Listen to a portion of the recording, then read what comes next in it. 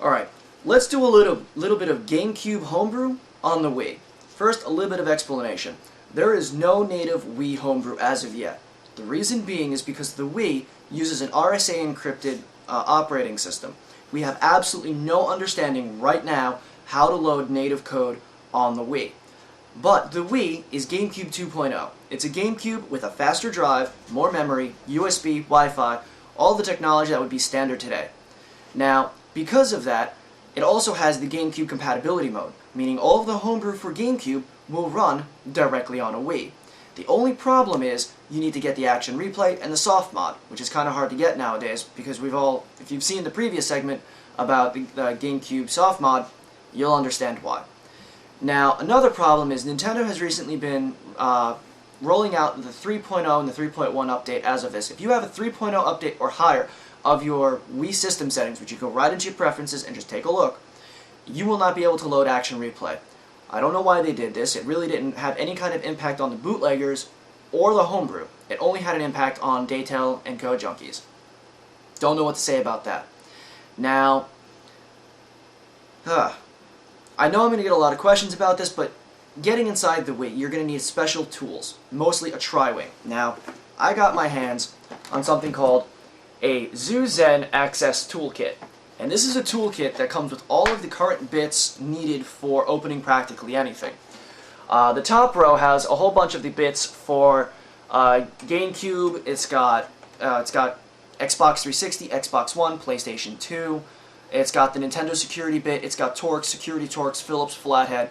It also comes with a driver. It comes with this thing over here is the slide tool used for getting open an Xbox 360. And now if you're actually getting inside of your consoles and doing a lot of mods and hacks and tweaks and such, getting a Zuzen tuning kit or a Zuzen toolkit probably costs about $20-25. Definitely worth the investment. I was actually able to go in and do a lot of repairs to my N64 and also my Super Nintendo. The only qualms, the only complaints, and the only thing that makes me want to piss and moan about this is that the bits rust very easily. I've kept them inside of this case, in my lab, and a lot of them are actually starting to rust.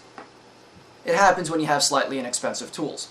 The second thing that kind of annoyed me about this kit was I wasn't able to go and get the game bit down the shaft of my Virtual Boy, so I couldn't open up my Virtual Boy to do any kind of mods, tweaks, or any kind of anything with that, so I'm shit out of luck. But for everything else, besides the Virtual Boy and the fact that it rusts, and the tweezers that they come with, I wouldn't even use these to stab someone in the eye with. They just suck. I'd go for like $2, I'd rather go to the local pharmacy and pick up a pair of tweezers that you'd use to go and pluck some gay guy's eyebrows or your sister's eyebrows or something. Now, back to the Wii. Now, there are two ways of actually getting code to run, GameCube code to run on the Wii. Soft mod, which I've explained, you should have already seen the segment on the soft mod. Hard mod works in the same way GameCube hard mod works. A chip talks to the drive controller to authenticate the disk session. Exactly works in the same way that the GameCube hard mod works. This will also let you copy your own games and play backups. Now, I'm not endorsing software piracy whatsoever. I'm not endorsing you going on the internet and downloading your Wii games so you can play them, because a lot of people have actually been wanting to go and download copies of Wii games, but the games themselves come with system updates. So if you have a PAL or an Australian or whatever, if you're not in an NTSC region and you get an NTSC copy of a game that updates, let's say you have a PAL console and you download an NTSC game, and that NTSC game actually has an update, it's going to update your PAL console with an NTSC firmware, and it's going to brick your shit. It's going to turn your Wii into a load of crap. It's going to be a white piece of shit that you can do nothing with. There is no recovery from this. So heed my warning. If you want to use this to play imported games from other regions, or you want to go and copy, read, or download your games from the internet, and you turn your Wii into a wonderful brick, fuck you. You deserve it. That's my only warning about that. Now, Nintendo has been rolling out updates. Whether they can detect the mod chips, I'm not sure. There are multiple versions of the Drive controller, so determining on which serial number and which model and which region of Wii you have to make sure you get a chip that works for your console. Do your research. I'll put some links and I'll put some show notes up. Nintendo has recently not only rolled out the 3.0 update, but they've rolled out a brand spanking new chipset called a D2C chipset. And there's only one compatible mod chip right now as of this recording. Is called a D2C key. And unfortunately, I cannot show you that chip because putting it in an American console is actually a violation of the Digital Millennium Copyright Act. I can't get the chip. I can't show you. Sorry. If someone gives me their Wii console and the chip, I'll be glad to do a video tutorial on how to install the chip. But on a scale from 1 to 10, 1 being you can use the tip of your dick to solder, 10 being you're going to need some pretty epic soldering skills, I'd give the install about a 15. Because you have to install 30 wires directly onto a very small surface mount Drive controller chip. Not fun. Also, if you actually have a slightly older console, on my case, when I put the chip in my console, which isn't shown in the video, but you'll get an understanding of the size concept, Nintendo actually started cutting the legs off of the Drive controller in which the mod chip attaches to. So you'll have to go and take a Dremel or some kind of high-speed rotary tool and drill or sand into the top of the chip, revealing the traces inside the chip itself, so you can solder directly to that. On a scale from 1 to 10, that is a 10. It is definitely doable if you have the experience. I'll also show some pictures of, and I'll put on the show notes, some links leading to pictures of what that was like. But I'm going to get to the video side, and let me show you what it's like installing a Wii Key mod chip. Now, a little bit about the mod chips before we get into it. Most mod chips have the same features. I don't like the Wii Key Corporation. They're very slow to release their updates. Their updates are lackluster. They don't always work, and they promise things that they don't provide. I do not endorse Wii Key, and the only reason I got a Wii Key is because it was the most inexpensive, and it let me do all my homebrew to a lesser extent. It does actually have a lot of problems playing backups and bootlegs, so don't play backups and bootlegs. There are open source Wii mod chips. You can make your own. The source code is completely open source, and the hex code can be put directly onto a microcontroller and then just slammed into the Wii. Go on the show notes, go on the forums. If you have the competence to understand what a microcontroller is, I'll assume that you know how to program them and you know how to play with them. So go on the show notes, go on the forums, hit the show notes. I'll send the links to that so you can, if you don't want to buy a mod chip, you can make one. But these are Drive controller chips, so if you have a D2C chipset, these won't work. Give it time, I'm sure they'll figure it out.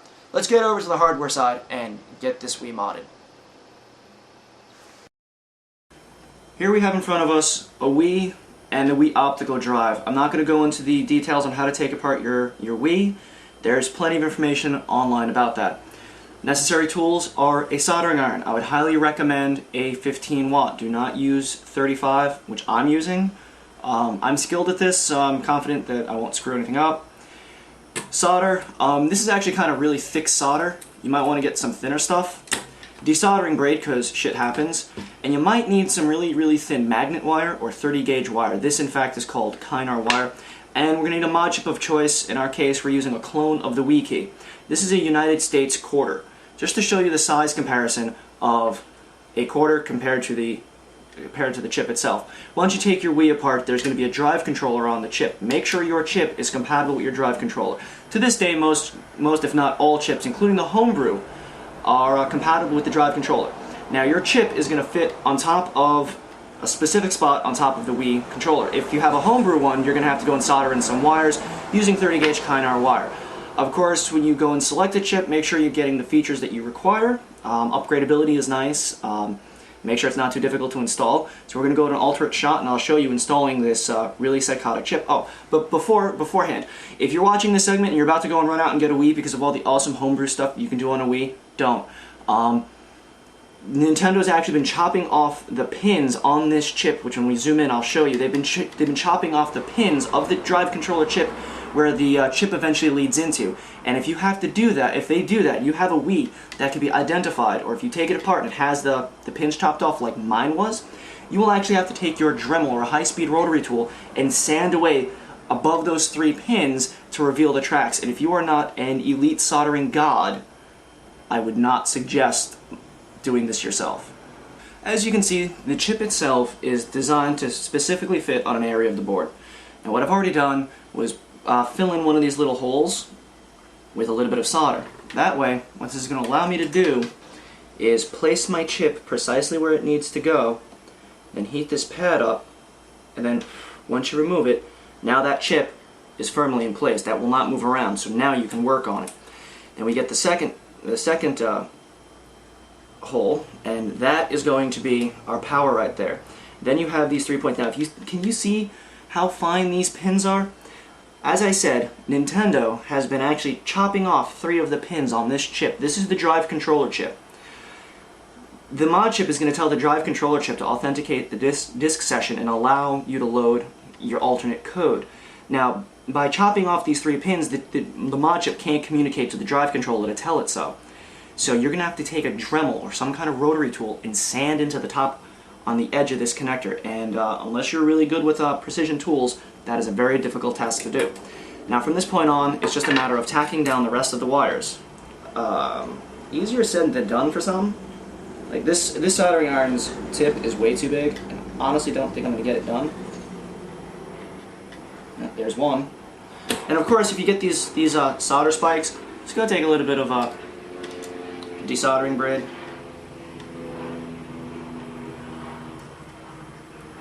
There you go. Nice and neat. There's one.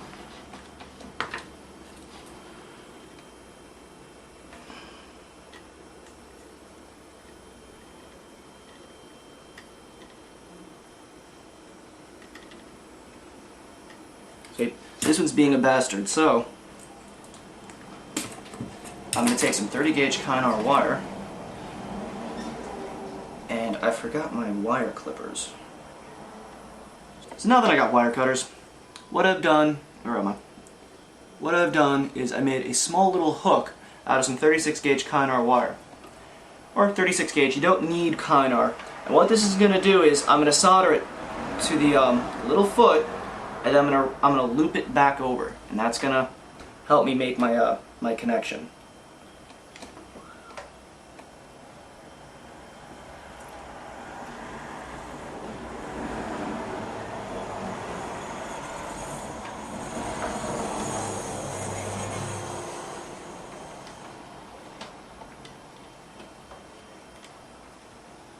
Oops.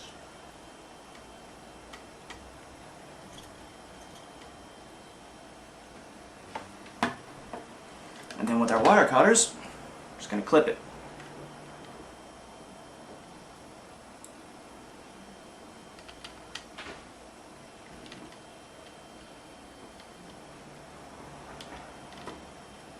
Wow, these wire cutters suck. Anyway.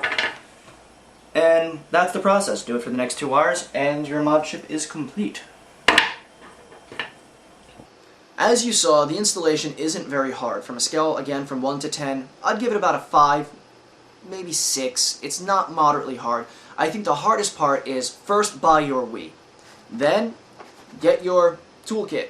Open your Wii and find out what drive controller you have. You can also check by going online and checking the serial number. There are websites that'll actually, you can punch in the serial number, it'll tell you supposedly what chipset you have. Then get a chip that'll work for your chipset. Make sure 100% the chip that you buy not only fits in your Wii, but works for your chipset. Again, not endorsing piracy, I'm not endorsing downloading your games. You do actually have a high risk of turning your Wii into a brick by going online, downloading a foreign game. That game might actually have a software update. That software update could render your console inoperable because a lot of PAL people get NTSC games. The NTSC game updates the PAL software with an NTSC update and then just turns it into a brick. So there is a lot of risk with this. If you honestly don't feel that you're capable of, find someone that can. As most of us will agree, the Nintendo Wii by far is one of the best video game consoles out on the market today. It's not quite as powerful as the Crashbox 360 or the PS3, but it's still really good. It's a little lacking on the games. It's kind of like a pedophile going to an Asian daycare center. But what makes it interesting is the Wiimote. It's a brand new concept that Nintendo came out with that actually worked pretty well. It makes the games a lot more interactive, and it's getting fat kids up off their ass and actually getting some exercise. Like I said though, the problem is there's not that many games out, and they tend to be geared more towards children than adults. Wouldn't it be nice to use the Wiimote on the computer? Well, you can now, and I'm sure you've read about it online. There's lots of tutorials showing you how to do it. But the one thing that most of the tutorials, if not all of them, lack to tell you is the Microsoft Bluetooth stack sucks. It doesn't work. It'll give you a fucking headache. Trust me, just don't fucking use it. Unless you're an idiot, don't use it. Go online and Google the Widcom cracked Bluetooth stack. We've mentioned it before. We'll mention it again. It'll solve all your problems. I've already installed it on my computer, so we're going to go over to the computer and show you how to sync this up with the computer. The first thing you want to do is open up My Bluetooth Places and click Add a new Bluetooth device. Click Next. And as it's searching for the device, you want to hit the little red button underneath the batteries on the back. It'll find your Nintendo controller. Click Next.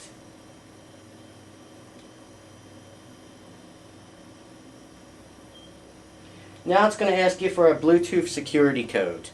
I don't have one. I don't believe there is one. I spent hours, maybe days searching on the net to find one. You don't need it. Just click Next. Or click Skip, sorry. And just sit here and wait a second.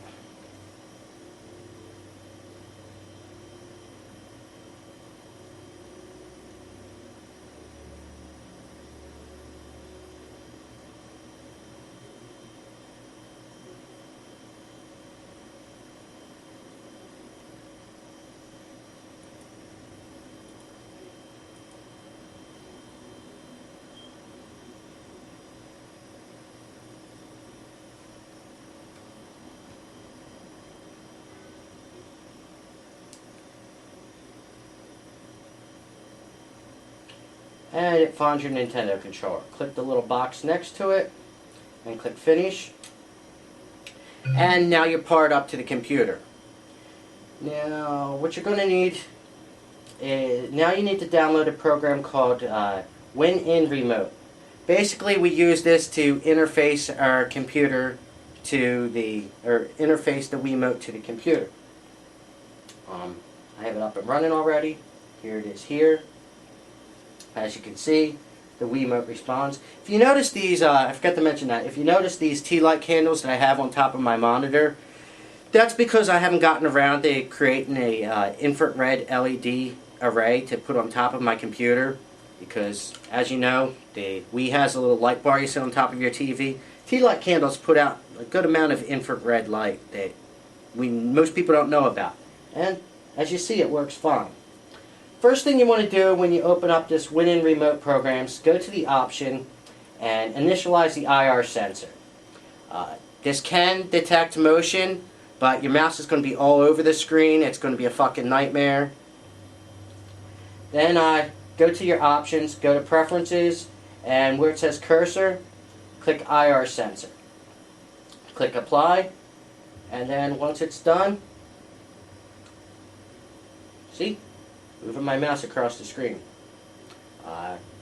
The A button, I believe, or yeah, the A button selects. You can map your buttons to do a bunch of different shit.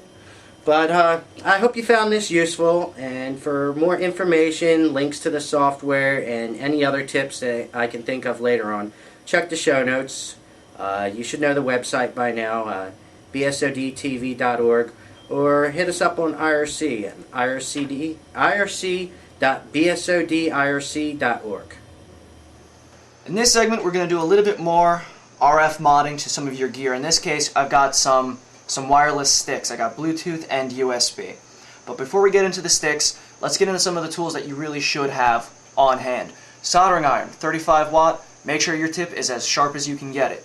Some standard everyday solder, desoldering braid, or also known as desoldering wick. This is great stuff if you get solder in places that you don't want solder to be. Tools, we got some form of small little pliers and such. I've got some surgical equipment, but needle nose pliers or even tweezers will do just fine. But two of the tools that I've actually made myself, I took some X-Acto knife bodies, some hobbyist knife bodies. This is just housing a standard sewing needle. This makes a very nice precision pick.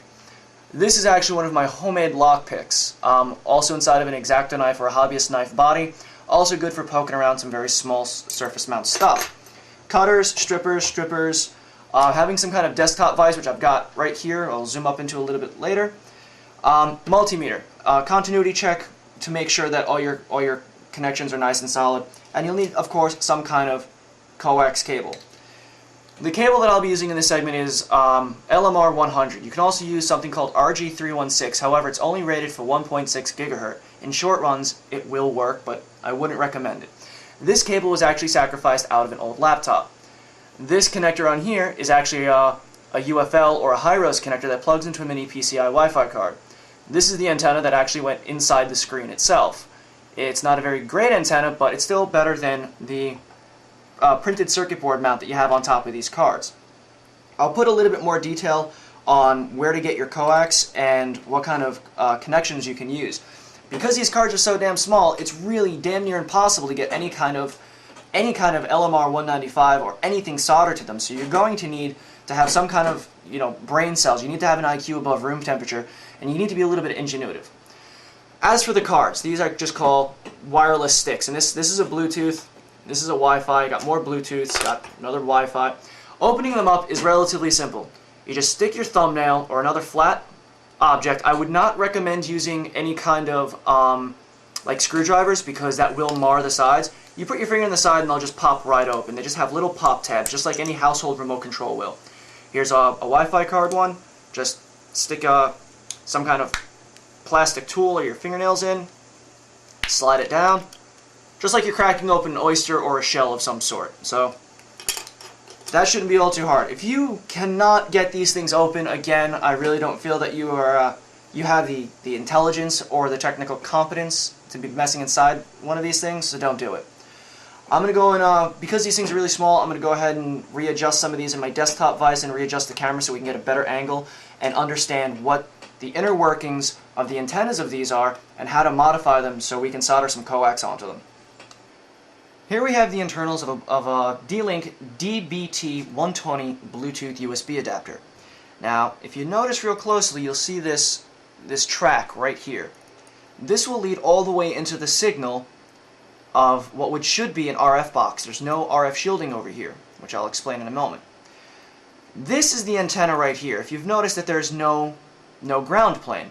Normally the RF shielding that would go over all of this, that would actually go right over here, on top of all of these chips, there'd be ground. There'd be a nice big metal plate you can solder onto. Like if you remember from the USB adapter segment, but this one doesn't have one. But if you notice that they have these little holes, like these little, what they're called vias, they just lead to the bottom side of the board.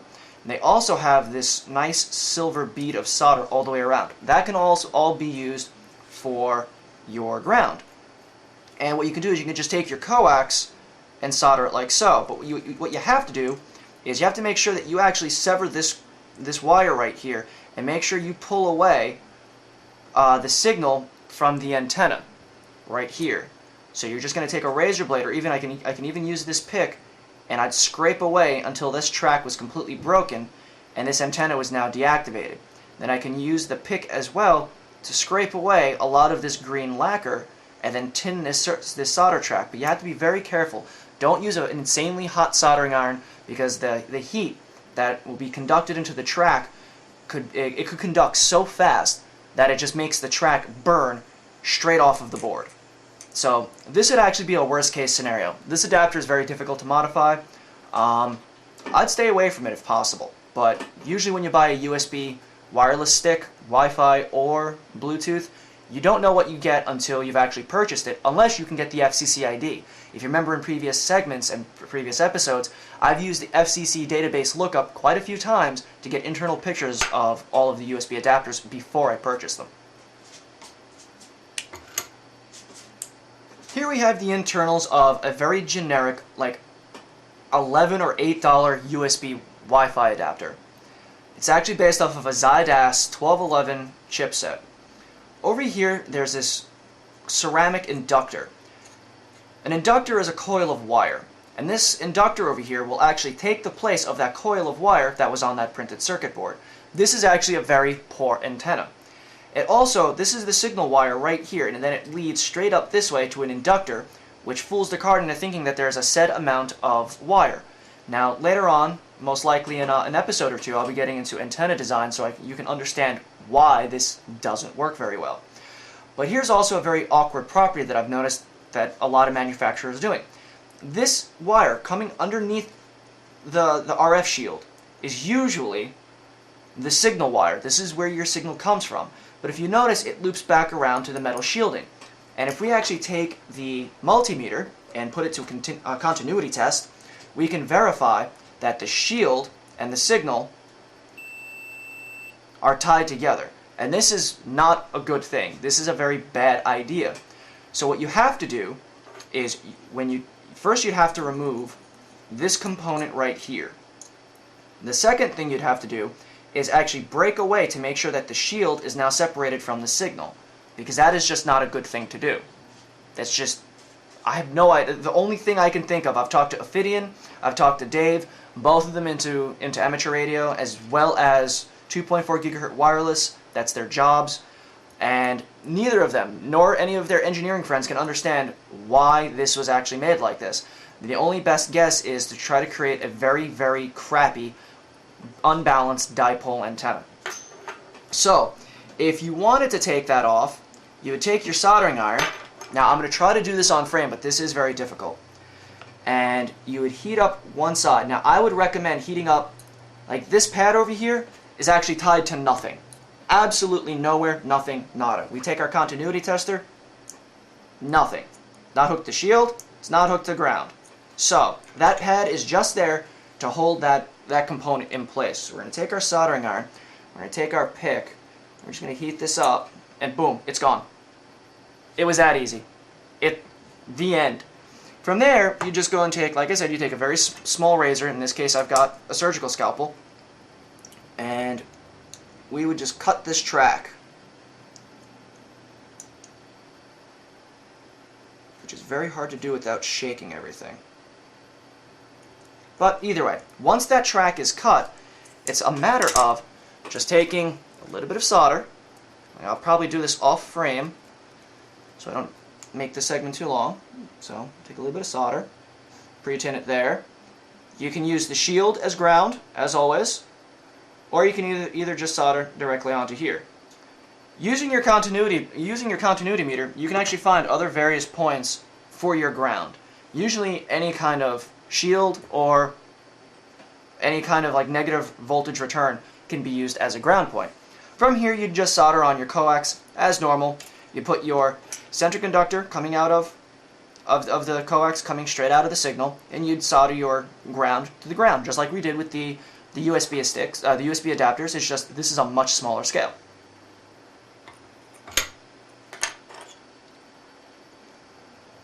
Here is another very inexpensive USB Wi-Fi stick. I have no idea what chipset, I don't know who makes it, but if you notice that there's a test jack over here that looks very similar to a high-rose connector. However, if we try to put a high-rose or a UFL connector in here, it won't stay. Now, you'll notice, I hope you can notice, underneath here, there's a track that leads to this test connector, leads away into some passive components, and then what used to be another one of those inductor coils, which I've removed because of previous projects. Over here is where, again, you'd solder your signal, and then using the shielding, you can see where I have a little bit of solder, I've used it as shield. It's that simple. I mean, it's as long as you have the coax and the soldering capabilities, this is very simple. Here we have another inexpensive Bluetooth adapter, just a generic chipset, and again, here is the inductor coil that creates the mass of the antenna. And again, you'll actually notice here's the signal wire, but it also loops back around to shield yet again. This track going, the square track going all the way around, is adequate enough shielding for the Bluetooth radio. So again, we'd have to desolder this, is never a very difficult task, just a matter of taking your iron and putting enough pressure.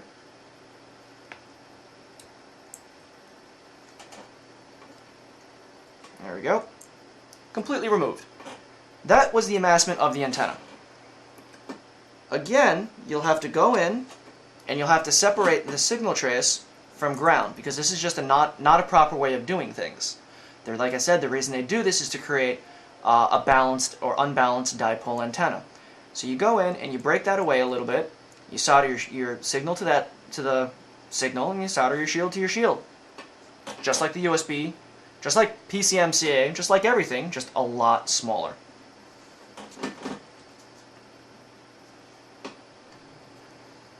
Things just keep getting smaller and smaller and smaller. This is a TrendNet TPW 105UB USB Bluetooth adapter. And yes, it is Linux compatible. As usual, we have a typical antenna right over here, and it traces all the way back to a surface mount component right here, which you probably can't see. But the thing that intrigues me the most is if you look on the bottom side here, they have this little solder pad, and if you remember the PCMCIA Wi-Fi segment, this solder pad, when used with the continuity meter, I've actually verified that this, let's see if I can get this on record. Here's the shield, and there's the shield of the USB. Shield of USB. Verified, that's shield. Now what I've done is, which you probably can't see, is I scraped away some of this green lacquer coating right there. So you probably just see it as a small little copper speck right there. And what I've done, I'll try to do this on film for you guys, is I wanted to verify that those 2 points were actually touching. If I remember correctly, it actually has to pass through a single passive component, just like the PCMCIA. And that passive component is right here. I'm trying to touch it right now, but you guys probably can't see. Hey, look at that. Now, how did I know that this passive component actually led to the actual signal? It's simple, because, let me get on frame here.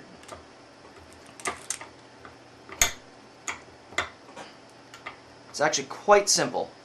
Here's the antenna. I followed the circuit trace all the way back using my multimeter. Here, let's see if I can get this up a little bit higher. My multimeter, continuity test. Here's the trace that I've uncovered that lets me test the antenna where it leads to, and there it goes. So this component right here needs to be removed and possibly rotated. But to be god honest, it is so small, I honestly don't think that it can be removed and rotated. I have quite a bit of soldering experience, and I don't really think I can do it. So, live on camera right now, I'm going to try.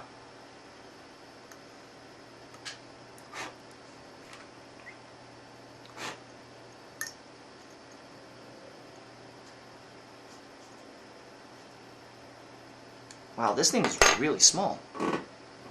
Like, holy crap, this thing is really small.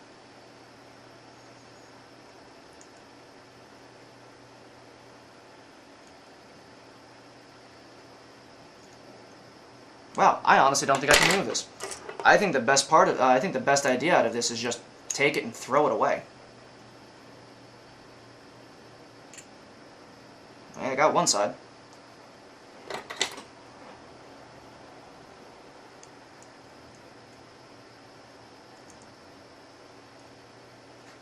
Wow, I just can't get this.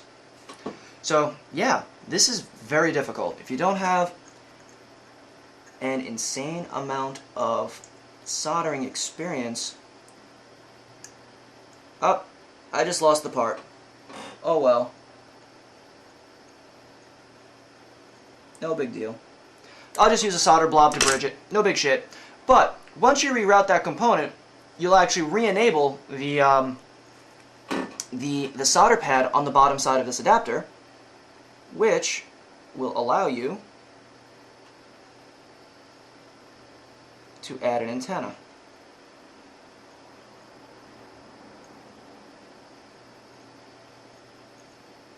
There we go. It was a little nerve-wracking, but once we flip this over, there's our solder pads.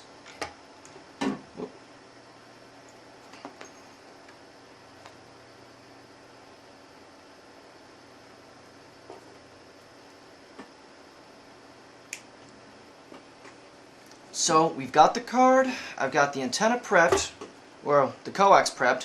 By that I mean I just pre-tinned all the shield, and I pre-tinned the signal, and we know that the outer rim of this is our shield.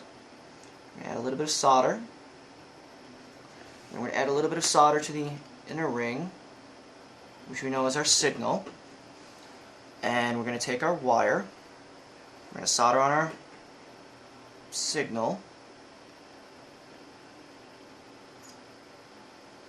We're going to solder on the shield, or attempt to.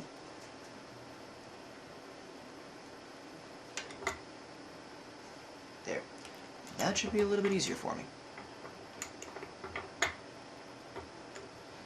See, having a desk vise for this kind of stuff, very, very handy.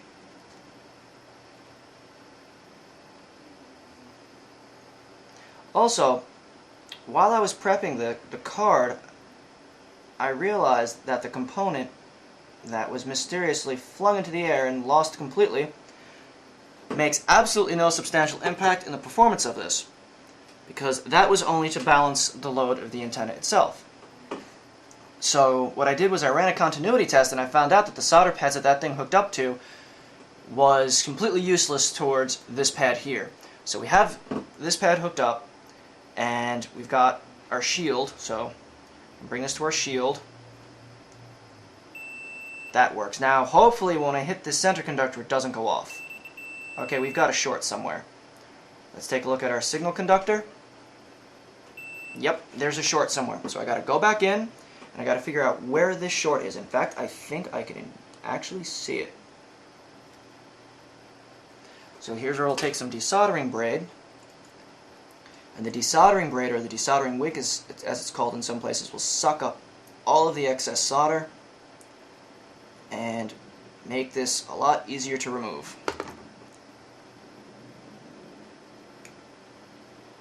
There we go.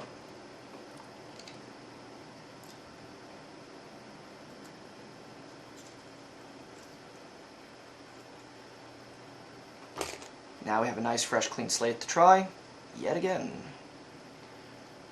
You know what I think? I think that the signal conductor on this is just way too long, and it's crossing over into the shield. So I'm going to trim this down a little bit, as small as possible. Now I'll try to solder it on.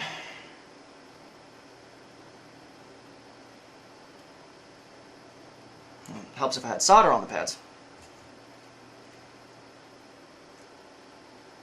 A little bit of solder there. A little bit of solder there.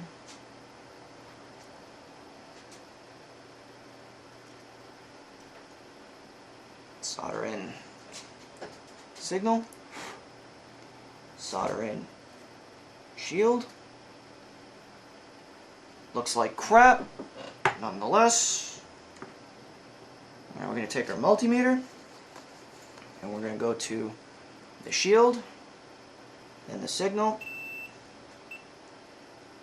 Alright, let's try it on this side. Alright, here's the shield on this end, signal on this end. Alright, no cross, no contact, that's good. Shield to shield, works just fine. I'm going to switch over signal to signal. Get a good connect this time. Come on. Alright, it helps if the signal end on this end was bare. Come on. Normally this would work, it's just I forgot to strip the other end of this damned coax. There it goes. Works just fine. Does it cross with shield? No. There you go. Now this card's modified with about 2.5–3 inches of coax. I'm going to zoom out and show you how small this really is.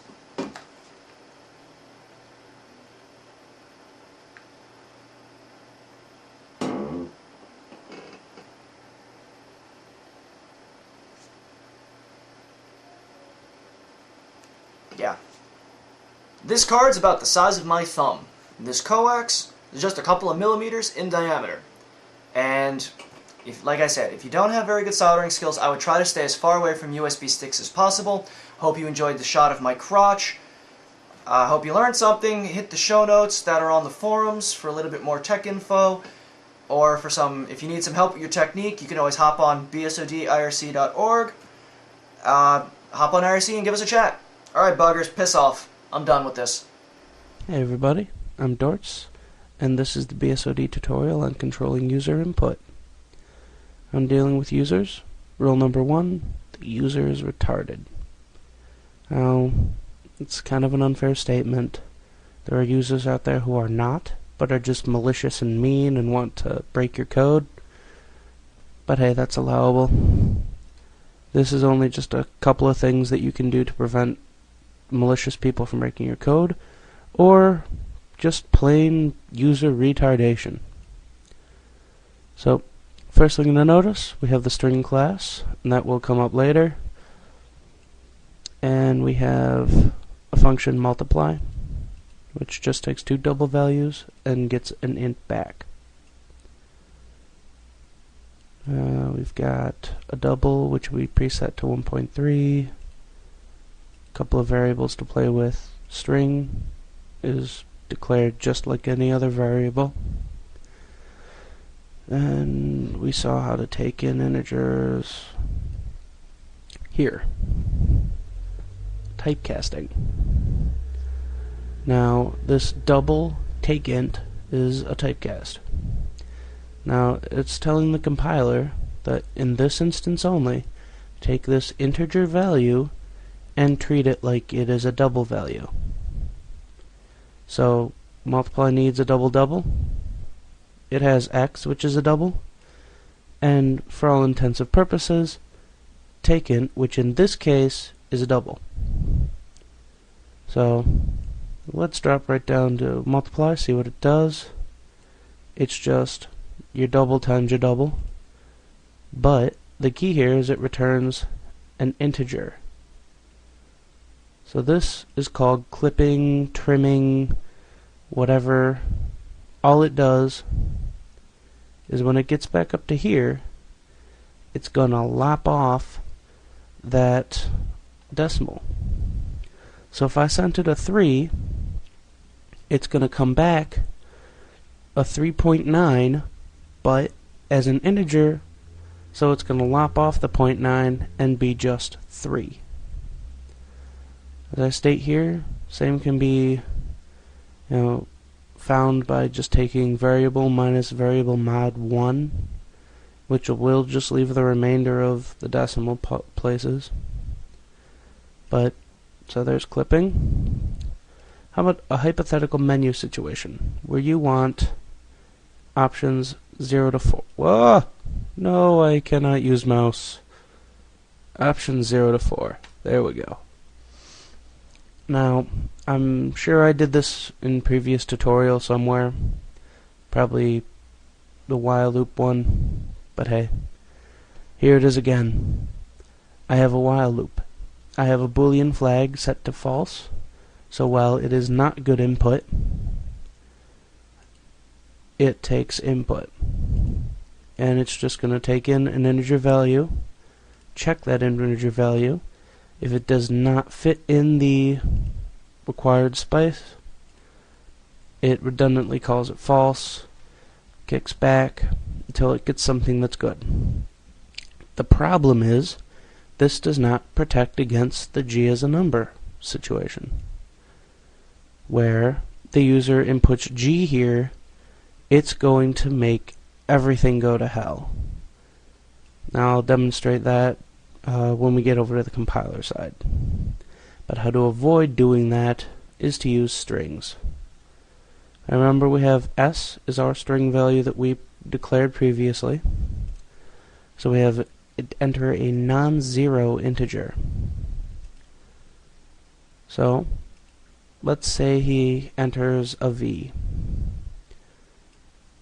It's going to go to atoi. Atoi is one of the old C functions for manipulating strings that will take a C-based string, well, in the same form of C strings, and it will convert it to an integer. A to I. See? It makes sense. But it does offer the tricky part that we need to cast S as a C string for this situation, which is real easy. A C string is a subclass of string. All you gotta use is dot C underscore str parentheses. And that's gonna convert it to a C string, and it can therefore be sent to ATOI and not spit crazy errors. So say it sends a V, which is not an integer for those retarded people actually still listening to this. It's just going to kick back a 0. Hence we need a non-zero integer. So gets 0, it's 0, so it's bad input. If ATOI gets 1396, it's 1396, it is good input and it'll kick out. So that's that easy to protect your data and protect your code from breaking horribly.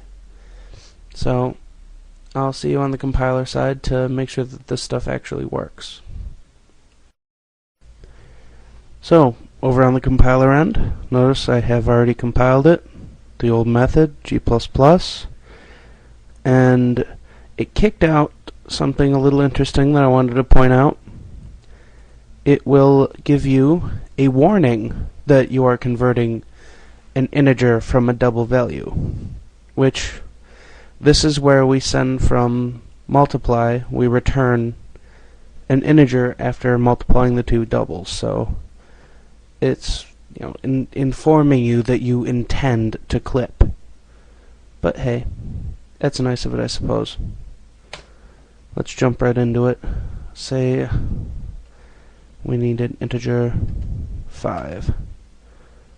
So we have 5 times 1.3, which is 6 point something, but doesn't matter because whoosh, when multiply sends it back, that decimal just gets lopped right off. So back now we're in the while loop with integers. 5 is invalid. So is 3, 4, 5, 6. But let's use a G. Yeah. It broke. It broke bad. So let's jump through it real quick. So now we have the non-zero integer. Now this was where we had the string. So I can put a G in, well, an F in here, and it just kicks bad input and sends you right back instead of going absolutely insane. But also, let's take note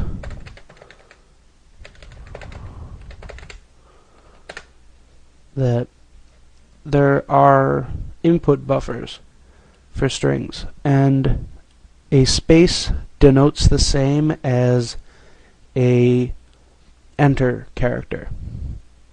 So the space will kick bad input, brown space will kick bad input, fox enter will kick bad input. So how about the brown 5? Bad input, bad input. Now there's no return here. There's no carriage return here, so it will not go to a new line. Same thing as we saw here. This just like bad input, and here it pops to, it gets 5 now. And just like a little interesting quirk with strings. But if somebody's going to input a sentence where a number is supposed to go, they're trying to break it anyway, so I wouldn't worry too much about your formatting getting all fucked up.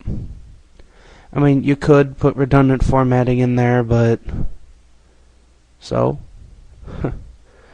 anywho, that's your input tutorial. I hope you somewhat enjoyed my ramblings, and I promise next time I'm going to have visual aids.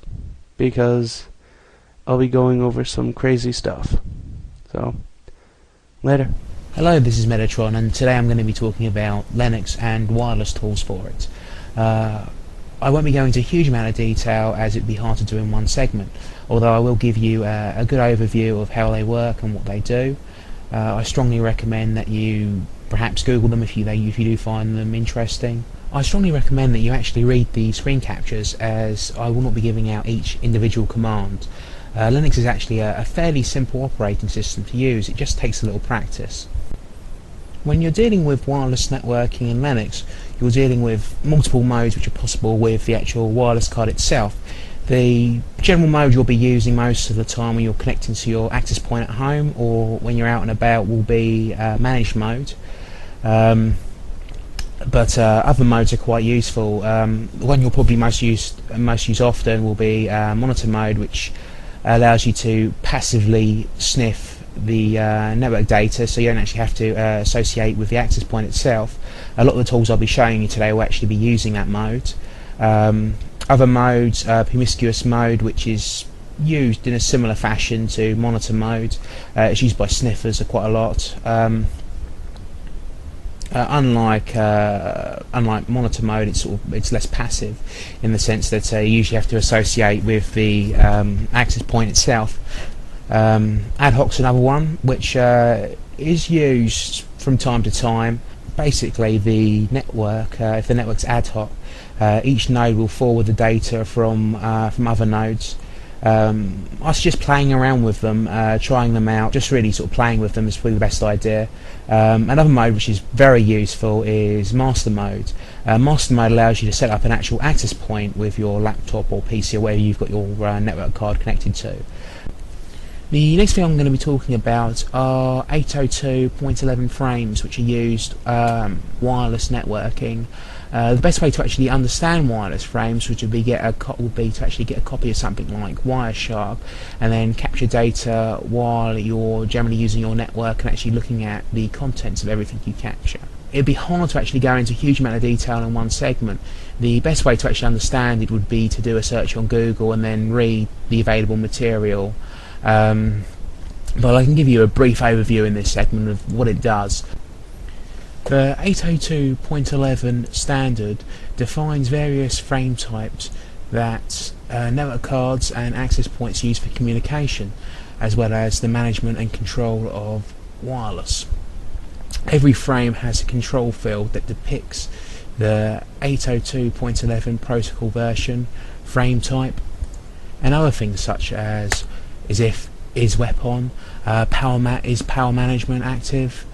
In addition, frames contain things such as MAC addresses of the source and destination station, an access point, a frame sequence number, a frame body, and a frame check sequence which is used for error detection. 802.11 data frames carry protocol and data for higher levels within the frame body. A data frame, for example, could carry the HTML code for a web page complete with the TCP/IP headers that the user is viewing. Other frames that stations use for management and control carry specific information regarding the wireless link in the frame body. For example, beacon frame body contains the service set identifier, timestamp, and other information regarding the access point. I won't actually go into all the different types of frames, as I'm sure it would probably put you to sleep. If you're actually interested in this subject, I strongly recommend you check Google it out and look into the subject yourself. Now for us to actually get into the actual tools. The first tool I'm going to be talking about is Raw Fake AP. Raw Fake AP is a tool used to produce multiple fake access points. It can come in useful if you have issues with war drivers in your area, as it can help put them off by actually disguising your real access point in with as many fake access points as you choose to generate. The fake access points it actually puts out will appear on things like Kismet, AeroDump.ng, Network Stumbler, and will look real to the actual person that's driving by. The tool itself actually works in monitor mode, which I explained earlier. It allows you to randomize whether your fake access points are open or protected with different types of encryption such as sweep or WPA. Allows you to randomise whether it's a B or G card. It does channel hopping. You can randomise SSIDs. You can choose your beacon intervals. You can obviously choose the number of access points you wish to generate. But the best thing to actually do with it is to feed an actual list of SSIDs, as the ones it automatically generates are fairly unbelievable, in the sense that I wouldn't believe they were real access points, and I'm sure anyone that actually drives past your property wouldn't believe they were real access points. These lists are available online, you just need to search for them. I was actually talking about frames earlier. If you actually are interested in how frames work, I strongly recommend actually firing up Wireshark and then capturing some data from your fake access point. You basically compare it against real access points and fake access points. There are a couple of differences. Tools like Ycrawl will actually will actually pick them out as fake most of the time. But the sort of average run-of-the-mill war driver tool, it will just look like any other access point. The next tool I'm going to be talking about is a tool called BSoD. BSoD is a program that catches wireless stations searching for preferred SSIDs.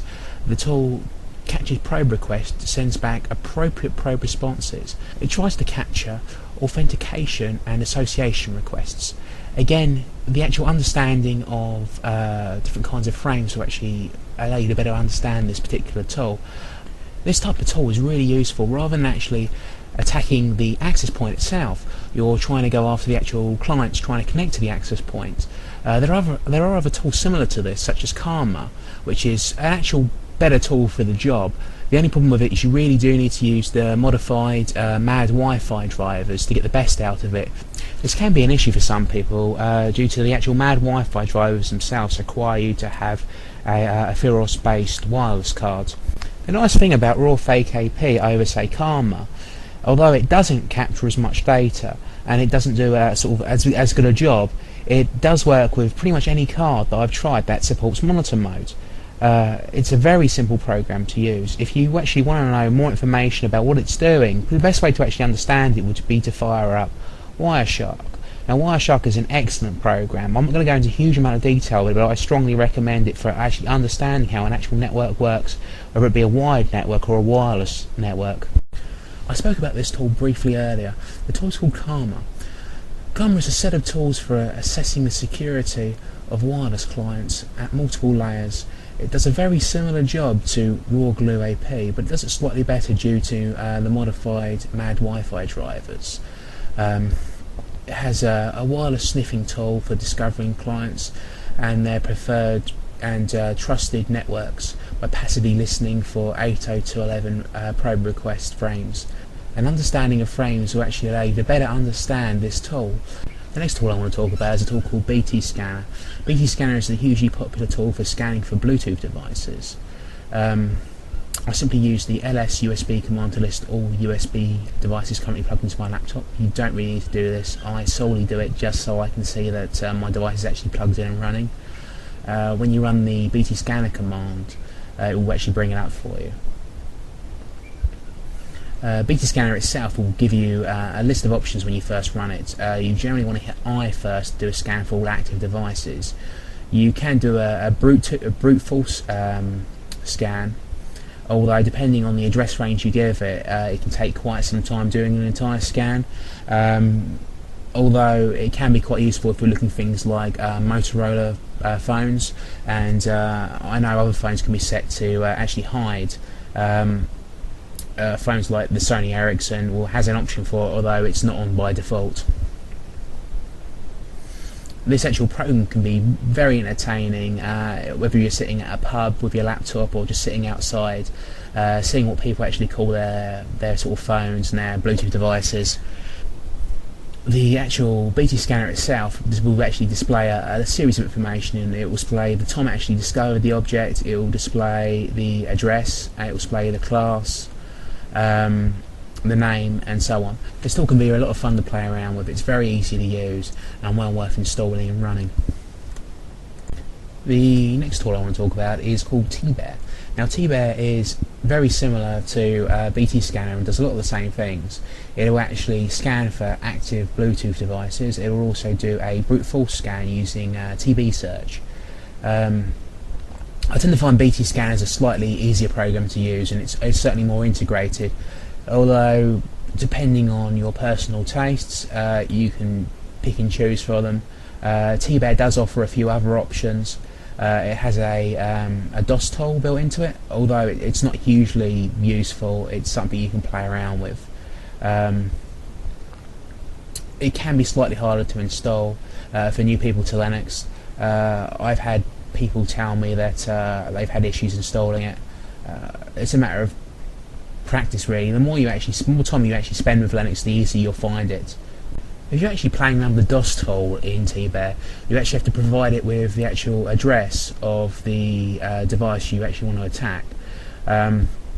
You can obviously use tbear to actually do the search for this, or you can use BT Scanner for it. Just simply copy and paste it.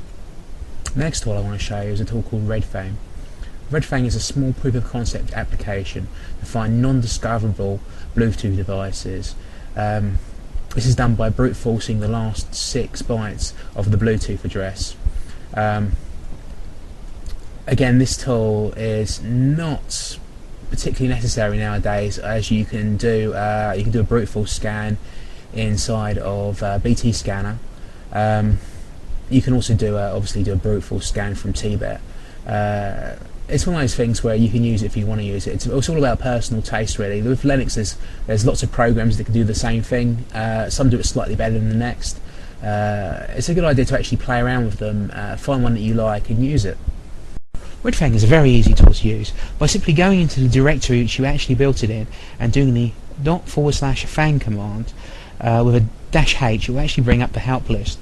You can simply follow that list to actually make the tool work. One thing you do have to provide it with is the actual address range you wish to scan.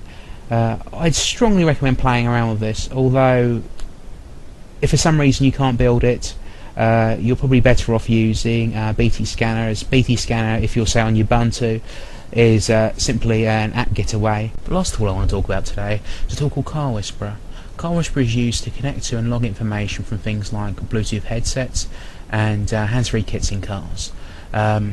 It simply connects to them and uses the PIN number which they usually have, which is most of the time 0000.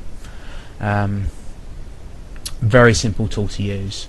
You'll have to start off with running a BT Scanner to actually discover the device you're going after first off, and actually get the address information, which you can then feed into Car Whisperer.